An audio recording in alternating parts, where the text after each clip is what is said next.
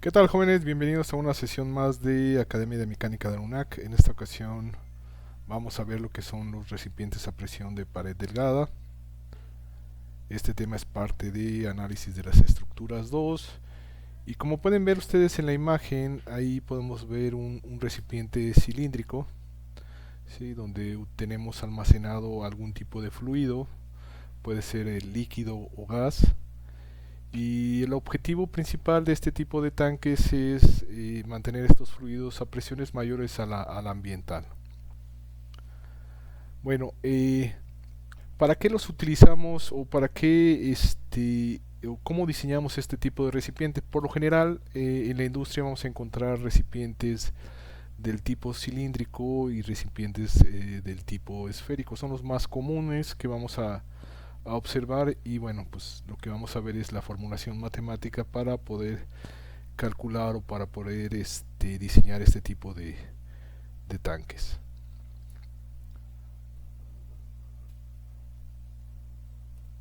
Muy bien, la agenda es como sigue. Primeramente vamos a ver la definición o cómo es que determinamos que el recipiente a presión es de pared delgada, tal como se muestra aquí. Posteriormente vamos a ver la formulación matemática para el cálculo de esfuerzos en recipientes cilíndricos. Después vamos a ver el cálculo de los esfuerzos en recipientes esféricos, y por último vamos a hacer un par de ejercicios de recipientes a presión para ver cómo se aplica esta formulación matemática. Aquí pueden ver básicamente en estas dos figuras el recipiente cilíndrico y el esférico, y podemos ver aquí otro recipiente cilíndrico resuelto por elemento finito. También podemos utilizar elemento finito para poder predecir cálculos en zonas donde tengamos cambios de sección o tengamos algún tipo de concentrador de esfuerzo. Pero básicamente con la teoría que vamos a ver va a ser suficiente como para poder predecir los esfuerzos en este tipo de recipientes.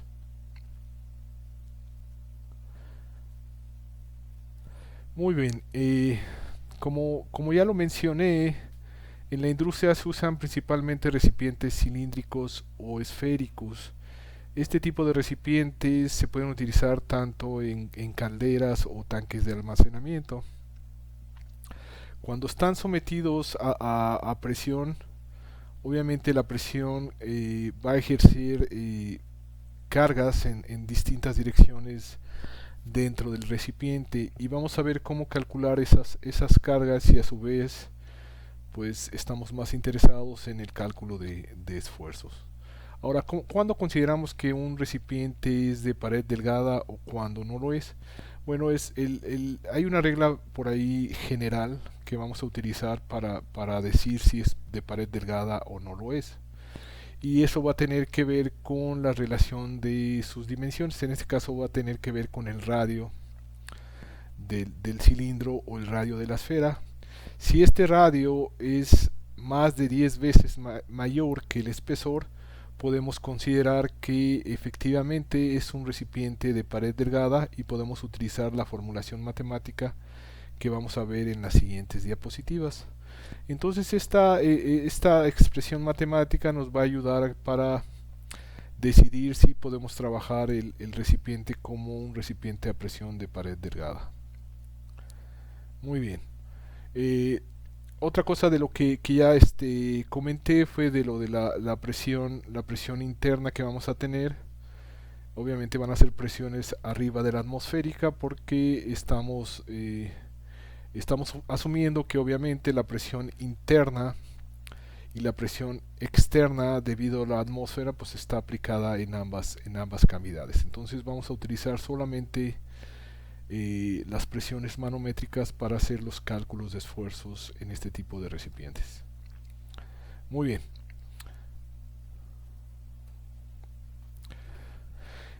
En esta diapositiva podemos observar los tipos de tanques. Los más comunes, como ya mencioné, son tanques cilíndricos. Aquí en este tanque cilíndrico podemos observar que está aislado, tiene una capa de aislante, y a su vez tiene pues, un forro de aluminio. Y aquí podemos ver un tanque esférico. Estos tanques esféricos por lo general se utilizan para almacenar gases o gasolinas o algún tipo de parafina, etcétera. Hay muchas aplicaciones para este tipo de tanques. Y bueno, lo que estoy mostrando aquí son las dimensiones típicas en el diseño de los tanques. Pues obviamente son aspectos geométricos del recipiente a presión. En este caso es un recipiente cilíndrico con extremos semiesféricos, y podemos observar aquí los soportes en ambas secciones y bueno, algunas dimensiones útiles para poder diseñar este tipo de recipientes. Muy bien, lo primero que vamos a ver es cómo se calculan los esfuerzos en recipientes cilíndricos, y vamos a partir de que tenemos obviamente un cilindro de radio R y de espesor T, tal como se muestran aquí en la figura. El espesor de recipiente cilíndrico, estas son sus dimensiones, su radio interno y su espesor. Y bueno, básicamente tenemos una longitud L del cilindro, y bueno, lo que vamos a hacer es partir un segmento del cilindro. Vamos a asumir que tenemos una presión interna, y esa presión pues ejerce fuerzas en todas las direcciones internamente del cilindro. Entonces, haciendo un corte en dos planos tal como se muestra aquí, y considerando solamente un sector a 180 grados, tendríamos algo así. Tendríamos el diferencial de Y del cilindro. El anillo tendría una longitud diferencial de Y, tendría un espesor T y tendría obviamente pues su diámetro sería 2 veces R, su diámetro interno. Y bueno, al cortar este cilindro y solamente tomar un sector de 180 grados, pues tendríamos dos áreas en este anillo. Básicamente sería un anillo con dos áreas de corte, tal como se muestran aquí. Y bueno, la presión pues va a ejercer obviamente una fuerza sobre toda esta cara del anillo, la cara interna. Y para calcular la fuerza ejercida sobre toda esa cara, pues es muy sencillo, simplemente es multiplicar la presión por el área proyectada, tal como lo vimos en fluidos, en nuestras clases de estática. Y bueno, esa fuerza o la fuerza total debido a esa presión interna, pues sería básicamente la presión por el área proyectada. Esa sería básicamente la fuerza que necesitamos buscar. Y bueno, esa fuerza estaría dividida en dos fuerzas de magnitud similar, ya que tenemos, o de magnitud igual, ya que tenemos dos áreas iguales, una en la parte superior y una en la parte inferior. Y tendríamos básicamente dos fuercecitas F1, teniendo en equilibrio todo el sistema. Entonces al final, haciendo sumatoria de fuerzas en la dirección X, como vemos aquí, pues tendríamos prácticamente que la fuerza es igual a dos veces la fuerza 1. Esta fuerza es igual a dos veces esta fuerza 1. Y esta fuerza 1 la podemos calcular simplemente como el esfuerzo por el área. El área pues de este cuadrito, de este sector rectangular, sería T por diferencial de Y. Y el área de toda esta sección, el área proyectada, pues simplemente sería el diámetro multiplicado por el espesor del elemento, que sería diferencial de Y, y básicamente con esto encontraríamos el área proyectada.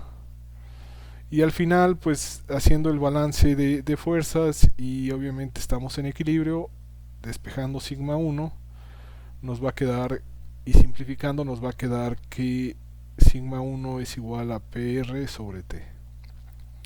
Y de esta manera podemos calcular nosotros este esfuerzo. Este es un esfuerzo circunferencial a lo largo de la circunferencia del cilindro. Ahora vamos a ver cómo calcular el esfuerzo longitudinal, que sería a lo largo del eje del cilindro. Muy bien, haciendo la misma analogía, pues vamos a tomar solamente un corte en cualquiera de estos dos planos, y vamos a tomar la parte de la izquierda del cilindro, y básicamente en la tapa interna pues tendríamos una fuerza sobre su centroide en esta dirección. Esa fuerza por sobre toda esta tapa pues también sería muy fácil de calcular, sería la presión por el área. Aquí ya pues es el área proyectada básicamente, es el área interna del cilindro. Y pues esta fuerza pues se va a repartir en todo este corte. Y al final, haciendo sumatoria de fuerzas a lo largo del eje Y igual a cero, y haciendo el balance de fuerzas, pues tendríamos que el esfuerzo en todo este sector multiplicado por su área es básicamente el perímetro por el espesor. Si es como si desplegáramos, hiciéramos un corte aquí, desplegáramos esto como si fuera un rectángulo. Entonces el perímetro por su espesor me daría toda esta área. Y bueno, menos obviamente la fuerza que tenemos aquí en la tapa del cilindro, que sería la presión por el área, que sería pi por radio al cuadrado básicamente. Y de aquí despejaríamos el esfuerzo 2, y tendríamos que el esfuerzo 2 es PR sobre 2T. Entonces ya tenemos básicamente la parte matemática para calcular esfuerzos en recipientes cilíndricos. Un tipo de esfuerzo es un esfuerzo circunferencial o tangencial, y el otro tipo de esfuerzo es longitudinal. Si se fijan, las dos ecuaciones son muy parecidas, no más que una se divide básicamente entre dos. Muy bien, a manera de resumen, como ya habíamos dicho, tenemos en recipientes cilíndricos, vamos a tener que sigma 1 va a ser el esfuerzo anular o el esfuerzo tangencial, y va a estar dado por esta ecuación, y el esfuerzo longitudinal, que es a lo largo del eje del cilindro, pues va a estar calculado mediante esta ecuación. Donde obviamente estos factores pues son la presión manométrica interna, el radio interno del cilindro, y T es el espesor de pared.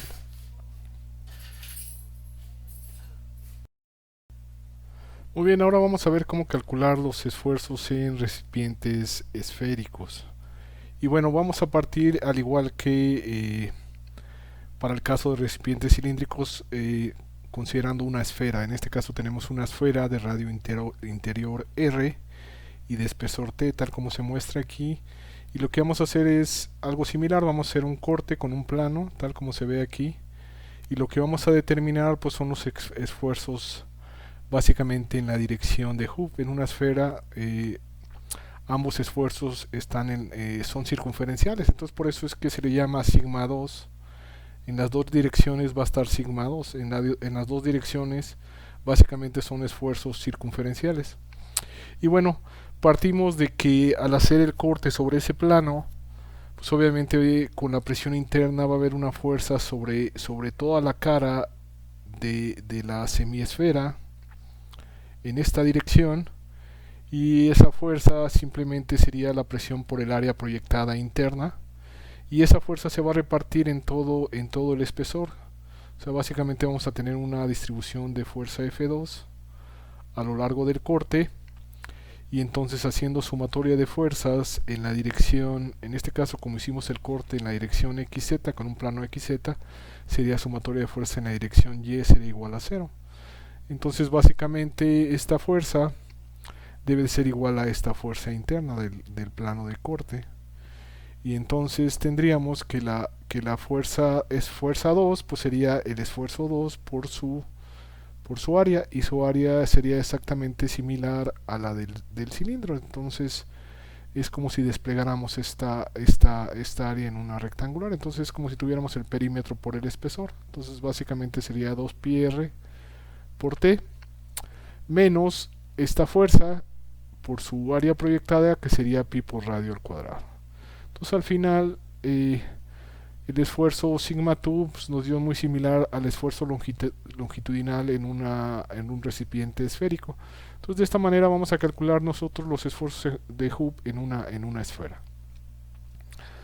Entonces el esfuerzo 2, que sería el esfuerzo circunferencial, Lo vamos a calcular con la presión interna que tengamos del gas dentro de la esfera, el radio interior y el grosor de pared. Y al igual que lo dijimos inicialmente en las primeras diapositivas, para considerar que esto es un recipiente de pared delgada, pues la relación entre el radio y el espesor pues tiene que ser mayor o igual que 10. Muy bien, como pueden ver, la formulación matemática para calcular esfuerzos tanto en recipientes cilíndricos como en recipientes esféricos es muy sencilla. Entonces vamos a partir con hacer un ejemplo eh, donde podamos aplicar esta formulación matemática. Vamos a partir con este ejercicio, que es el problema 1, y dice así: el tanque del compresor de aire está sometido a una presión interna de 90 psi, esta sería la presión interna. Si el diámetro interior del tanque es de 22 pulgadas y el grosor de su pared es de 0.25 pulgadas, determine las componentes del esfuerzo que actúan en el punto A. El punto A se encuentra localizado aquí, este es básicamente un compresor. Y bueno, lo que dice aquí que dibujemos un elemento de volumen del material en ese punto y que mostremos los resultados en base a lo que acabamos de ver del cálculo de esfuerzo tanto circunferencial como longitudinal. Entonces, partiendo de eso, agarramos un pequeño elemento diferencial exactamente en el punto A y básicamente sería algo así. Vamos a tener el esfuerzo longitudinal a lo largo del eje del cilindro de este recipiente y vamos a tener el esfuerzo de Hooke en la otra dirección, y este sería el elemento diferencial que acabo de poner aquí, ¿no? Entonces, de lo que vimos de la formulación matemática, sabemos que el esfuerzo tangencial pues es básicamente la presión interna por el radio dividido entre el espesor. La presión interna que tenemos en el compresor es de 90 psi y el radio básicamente sería el diámetro entre 2, o sea 22 entre 2, y el espesor sería 0.25. Al final, al hacer esta operación, me queda que el esfuerzo de Hooke sería de 3.9 kSI o 3960 psi. Y bueno, el esfuerzo longitudinal pues es una ecuación similar, simplemente dividir entre 2 el esfuerzo de Hooke, y es básicamente esta ecuación. Entonces es 90 por 22 entre 2 veces 0.25, y al final nos queda que el esfuerzo de Hooke pues sería básicamente la mitad. Perdón, el esfuerzo longitudinal sería básicamente la mitad del el esfuerzo de Hooke. Por lo tanto, viendo la formulación matemática nos podemos dar cuenta que es más crítico el esfuerzo de Hooke que el esfuerzo longitudinal. Entonces, si estuviéramos diseñando, pues obviamente diseñaríamos con la ecuación de esfuerzos para la dirección circunferencial, que sería Hooke o tangencial. Muy bien. Vamos a hacer otro problema. El problema consiste en un tanque esférico. Dice: el tanque esférico para gas se fabrica empernando dos corazas semiesféricas delgadas. Empernando quiere decir que tenemos pernos a lo largo de esta brida uniendo las dos semiesferas. Esta sería la semiesfera superior y la parte de abajo sería la semiesfera inferior. Entonces básicamente en estas bridas conectadas o soldadas a cada una de las semiesferas ponemos pernos en estos puntos, en estos agujeros, para unir esas dos piezas. Y bueno, entonces dice: si el tanque con diámetro interno de 8 metros se diseñara para soportar una presión manométrica de 2 megapascales, obviamente estamos en el sistema internacional, determine el grosor mínimo de pared del tanque y el número mínimo de pernos con 25 milímetros de diámetro que deben utilizarse para sellarlo. El tanque y los pernos están hechos de materiales que tienen esfuerzos normales permisibles de 150 y 250 megapascales. ¿Sí? ¿Qué quiere decir? Que los pernos tienen una resistencia mayor que inclusive el tanque en cuanto a sus esfuerzos permisibles. Ya vimos cómo calcular sus esfuerzos normales, tanto los esfuerzos circunferenciales como los esfuerzos longitudinales, pues son esfuerzos normales. Entonces lo que vamos a proceder es a calcular los esfuerzos que ven el recipiente, el recipiente semiesférico, y vamos a ver los esfuerzos que ven los pernos. Entonces vamos a empezar con calcular el esfuerzo en la coraza semiesférica. Ya habíamos comentado que los esfuerzos en una esfera, pues en las dos direcciones, si agarramos un elemento diferencial va a ser exactamente el mismo, va a ser sigma 2, y el esfuerzo en la coraza pues va a ser calculado mediante esta ecuación, PR sobre 2T, sustituyendo la presión que tenemos ahí de 2 megapascales multiplicado por el radio. El radio sería básicamente 4 metros entre dos veces el espesor de la coraza, pues sería básicamente el esfuerzo que tendríamos ahí. Y si igualamos ese esfuerzo al esfuerzo permisible, de esa manera podemos nosotros verificar cuál sería, en este caso, lo que nos estarían pidiendo, pues es el espesor. ¿Sí? Entonces, de aquí despejando, igualando este esfuerzo al esfuerzo permisible, despejamos el valor de T y nos queda que T va a ser igual a PR sobre dos veces el esfuerzo permisible. Entonces vamos a tener que la presión es 2 por 10 a la 6 por 4 entre 2 veces 150 por 10 a la 6, y al final me queda que el espesor requerido para cumplir con el esfuerzo permisible en las semiesferas sería de 26.6 por 10 a la menos 3 metros. Que básicamente eso en milímetros pues sería un espesor de 26.6 milímetros. Muy bien, ahora vamos a calcular los esfuerzos que estarían viendo los pernos. Ahorita ya tenemos el diámetro de cada perno. Básicamente tendríamos esfuerzos a tensión en cada uno de los pernos.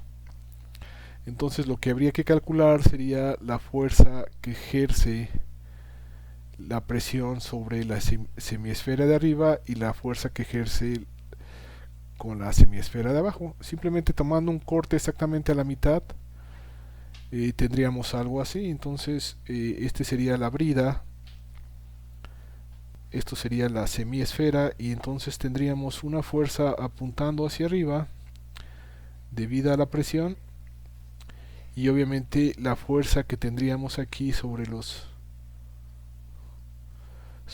bridas, y esa fuerza pues obviamente la van a soportar todos los pernos que tenemos aquí.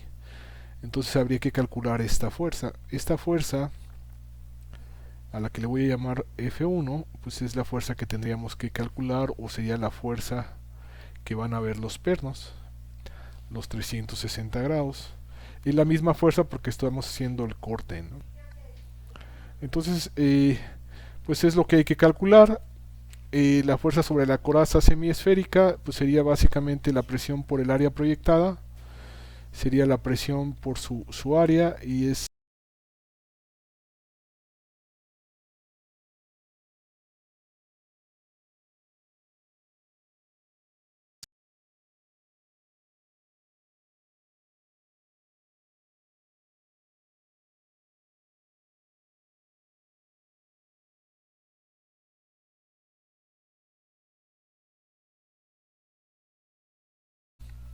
meganewtons. Esto ya sería en newtons, o sea, por 10 a la 6 newtons.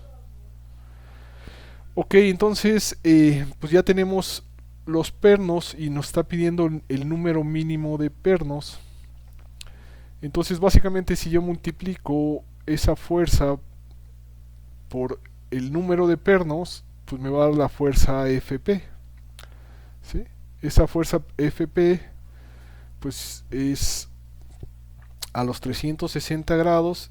Esta fuerza Fp pues es la misma fuerza F, pero repartida entre todos los ternos. Entonces Esta fuerza que ya calculé aquí, pues se va a repartir entre un área que va a estar compartida por el número de pernos, o sea, va a ser n por el área de los pernos.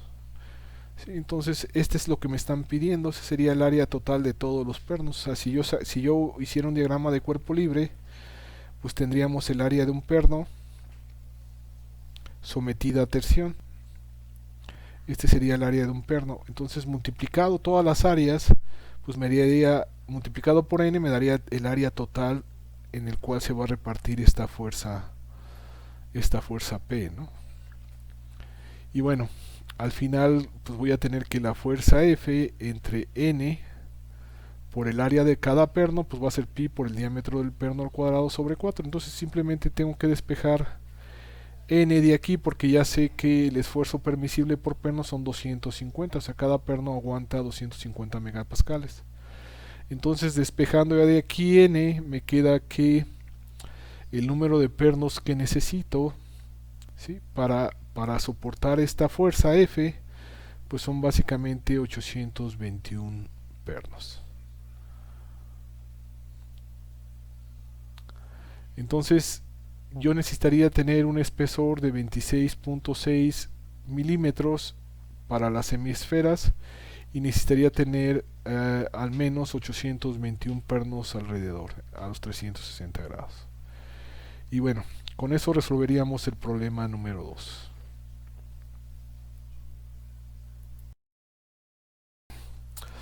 Muy bien, jóvenes, vamos a resolver el problema número 3 para esta sección. Y el problema número 3 básicamente consiste en un tanque de almacenamiento de gas que se fabrica de la siguiente manera. Están empernados eh, dos corazas semicilíndricas, o sea, esta sería una semicoraza cilíndrica y esta sería la otra.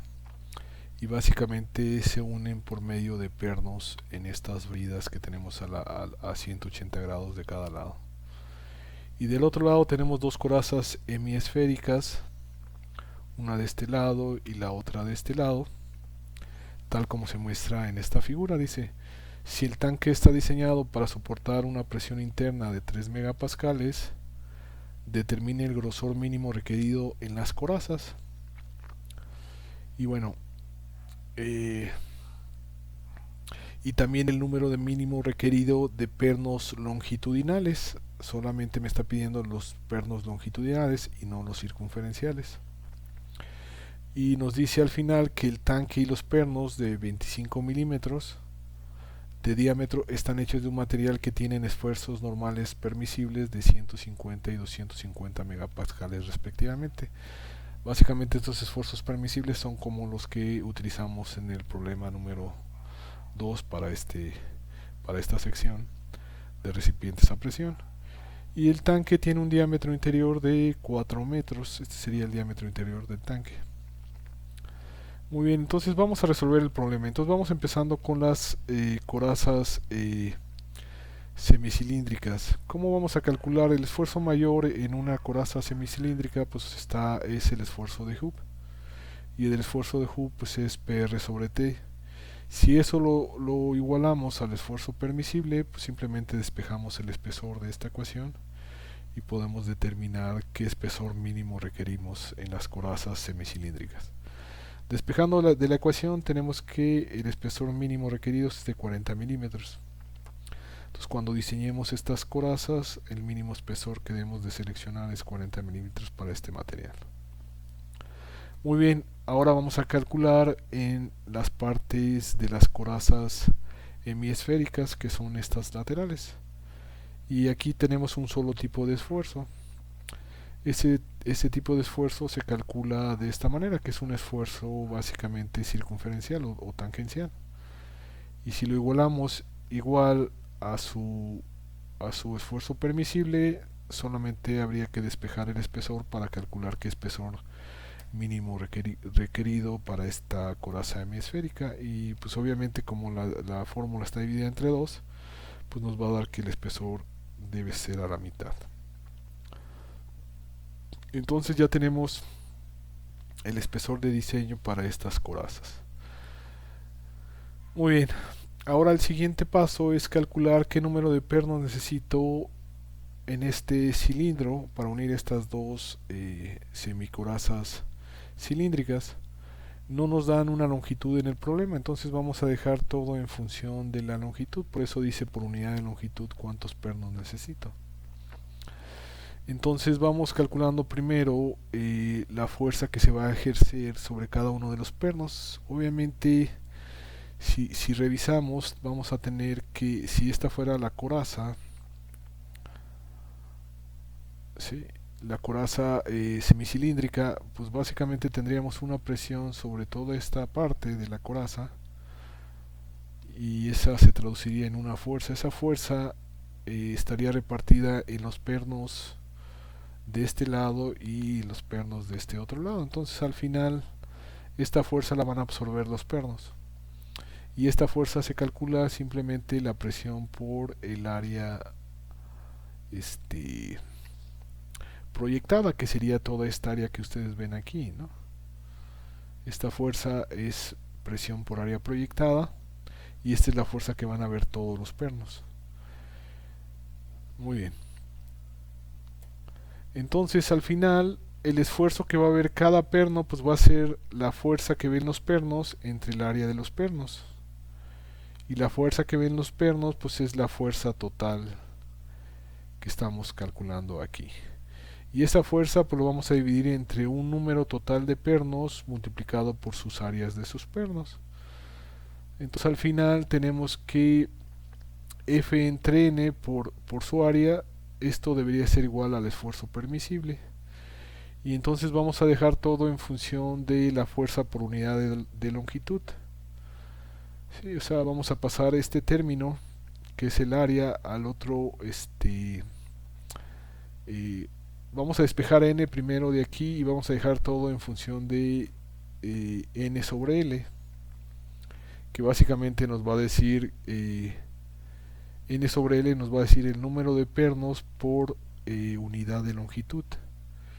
Entonces simplemente de aquí pasamos n al otro lado y l al otro lado dividiendo, y este 250 pasaría dividiendo. Entonces al final quedaría esta expresión y esto nos daría que necesitamos 8 pernos por unidad de longitud, por metro de longitud. Pero estos serían básicamente el número de pernos por unidad de longitud, pero tenemos dos segmentos, o sea, un segmento aquí y otro segmento acá. Entonces básicamente dividiríamos esto entre 2 y esto nos daría el número de pernos por metro de longitud por cada lado. Entonces básicamente necesitaría yo 49 pernos por cada metro de longitud en este recipiente. Y bueno, este sería el problema número 3. Muy bien, jóvenes, vamos a resolver el último problema para este tema. Y bueno, el último problema consiste, nos está pidiendo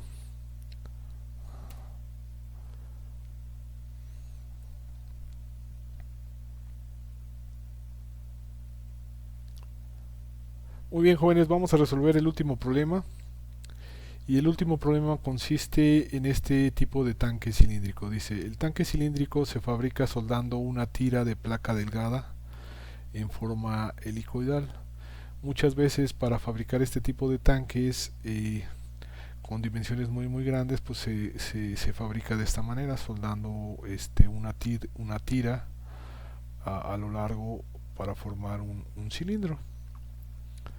Y bueno, esa tira delgada tiene una anchura W, tal como se muestra aquí, y tiene un espesor de pared, obviamente. Y dice, el gas dentro del tanque tiene un diámetro D y está presurizado hasta una presión P. Me dice, demuestre que el esfuerzo normal desarrollado a lo largo de la tira, me pide los esfuerzos a lo largo de la tira, porque pues es bien importante conocerlos, porque en base a eso yo voy a poder decidir si la soldadura es suficientemente resistente pues para aguantar la presión interna. Entonces básicamente ese esfuerzo pues viene dado por esta expresión, entonces pide que desarrollemos la formulación matemática para demostrar que este esfuerzo es igual a esta expresión. Entonces vamos a partir de que agarramos un elemento, hacemos un corte aquí de esta manera, ya que podemos calcular los esfuerzos tanto longitudinal como de Hooke. Entonces agarramos una especie de segmento en forma de cuña, tal como se ve aquí, donde W pues es esta cara, y tendríamos aquí un pedacito de cara donde sería el esfuerzo longitudinal, y tendríamos otro pedazo de cara aquí que sería el esfuerzo de Hooke. Este básicamente sería un segmento tridimensional, que básicamente sería algo así, y tendríamos um, bueno, aquí no lo hice bien. Esta línea sería más o menos como por aquí, y luego sería algo así, ¿no? Y aquí tendríamos pues la otra cara, ¿no? Esta cara que vemos de aquí sería en la dirección longitudinal, o sea, tendríamos un esfuerzo en la dirección longitudinal, y aquí tendríamos un esfuerzo en la dirección de Hooke, en la dirección, perdón, de teta, que me define donde en la dirección de la soldadura, y básicamente el área que vemos aquí punteada sería en la dirección de Hooke.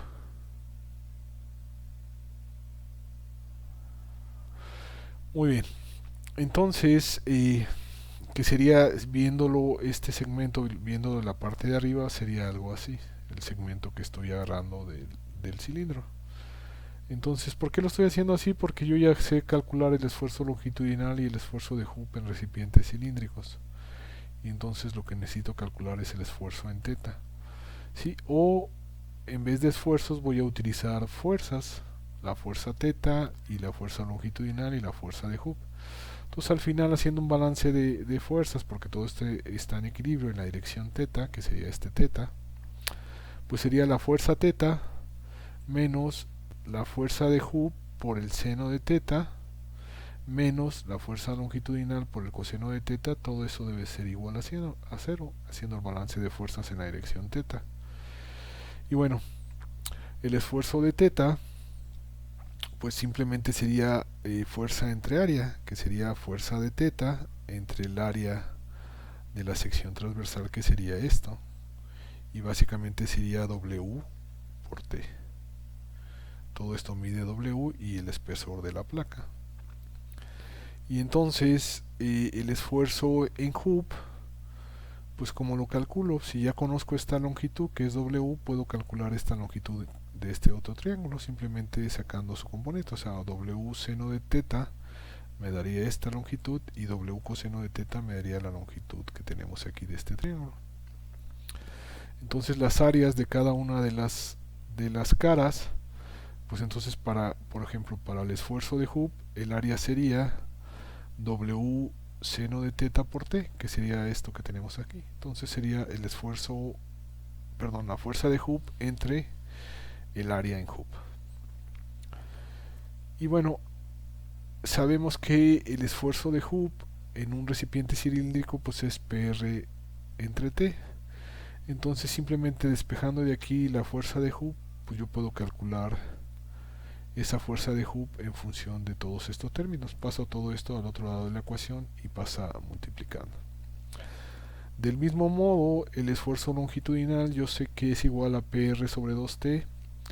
Entonces de aquí voy a despejar la fuerza en la dirección de la longitud, simplemente pasando este término del otro lado de la ecuación, y pues voy a dejar todo en función de fuerzas.